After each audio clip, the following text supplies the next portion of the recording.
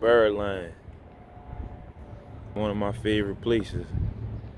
Grandfather used to always tell me about different games, different players. Frank Robinson was one of them.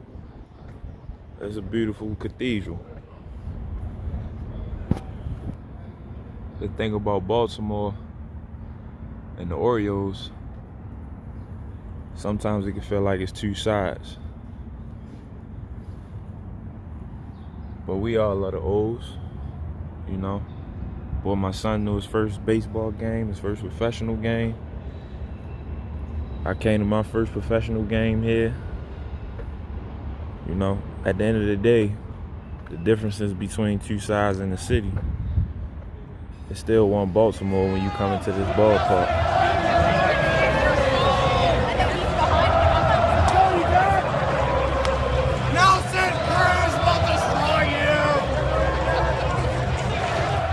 Probably the most famous Oriole of them all, Cal Ripken.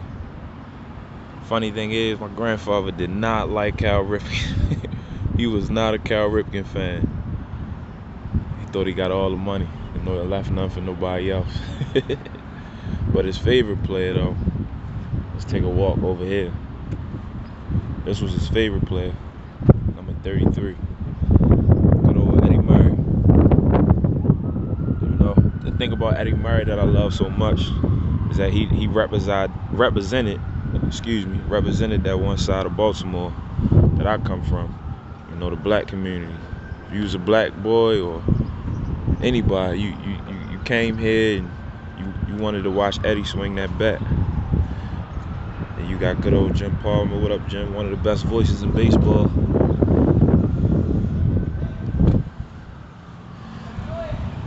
Here go another favorite of mine, Brooks Robinson. Funny story about Brooke. He used to come to a gym I worked at. And the first time I got a chance to talk to him, he introduced himself to me as if I didn't know who he was.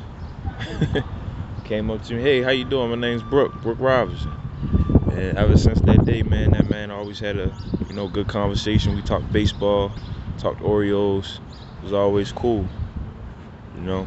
And he didn't know me from anything. I was just the attendant at the desk at a gym that he attended. So, you know, shout out to my guy Brooke. You know what's funny about Babe Ruth? A lot of people don't really know he's from Baltimore. You know, his house is a few blocks from the Camden Yards Stadium. And, you know, it's always cool to know that one of the greatest, according to who you ask, the greatest player in baseball history is from Baltimore. Never played for Baltimore. Played for the Yankees, boo. But at the same time, it's cool to know that, you know, we got that history and he can still have a statue outside of a team that he played for, rival. So, shout out to Babe Ruth. If you didn't know, now you know. He's a Baltimorean. Dempsey's right here. This is where they busted the glass out. But for the actual riots, if you don't know, Dempsey's is one of the, crown jewels of the warehouse.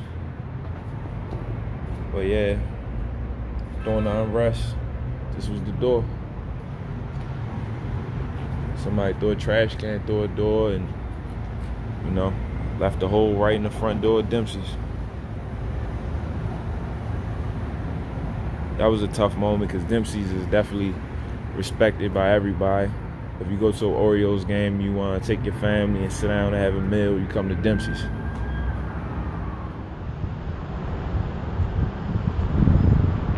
The funny thing is, it's exactly what the stadium looked like the day of that game. Empty.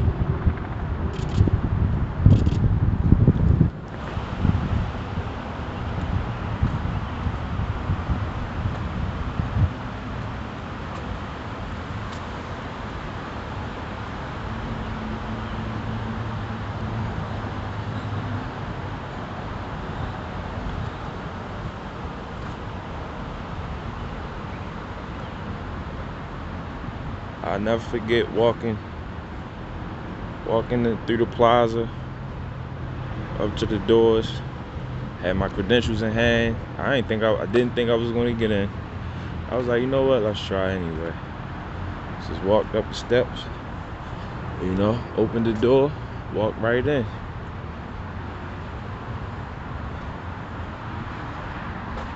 Lady at the front looked at my credentials, said, okay, the elevator's right there. Those are the elevators I got on. They go upstairs to the press box and downstairs to the media room. Both times, ushers looked at my media credentials and let me walk downstairs. And let me allow me in the elevator. So, for those that like to say I snuck in, or no, I didn't. They allowed me in. I just took advantage of an opportunity, and that's all it was to me. It was just an opportunity to put myself in a historical situation, and I think I did that. This is an infamous spot where, not the day of the riots, but a few days before, where protesters was walking through and they got into it with bar goers at Pickles Pub, Sliders, and it was a bad scene. But this is a famous spot for Orioles games, Ravens games, you name it. This little area right here, so much history right here. There's so much family history. My buddy, his grandmother, she been selling, sausages and all types of food right here at this spot, right across the street from the stadium. She's been doing that for almost 20 years now. So, it's history here, it's family history, Baltimore history right here. And this is what I mean by, like, Camden Yards really personifies what it means to be one Baltimore. Like, kind of brings us together. Even though this little corridor right here had a crazy moment and a violent moment, but at the end of the day, that was a one-time situation, and it just a misunderstanding between two different groups, two different sides that live within this small but robust city.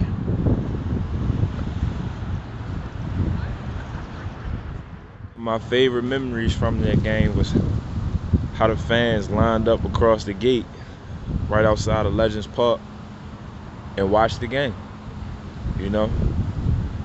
They stood right here and watched the game, and as you can see, get you through the gates, you get a nice little view. You can see every pitch, you can see every swing, you can see Chris Davis' home run float over there. That was cool to me. That represented, Baltimore Orioles fans at its finest. That represented Birdland at its finest. Even though the gates were closed, people were still here to support them. People had signs and everything. And if you look a little closer, see if we can zoom in a little bit for you guys. Right over there in that press box, that's where I was. With some of the most respected sports writers, baseball writers in sports right now. And I was the one that came out with the best question of the day. But yeah, that was a great moment, man. Standing right here looking at that press box, it definitely brings back good memories. Reminds me of how blessed I was to be in that position. Whether people think I snuck in, whether people think I wasn't supposed to be there, it doesn't matter. God put me in position to be there, and I took advantage of it.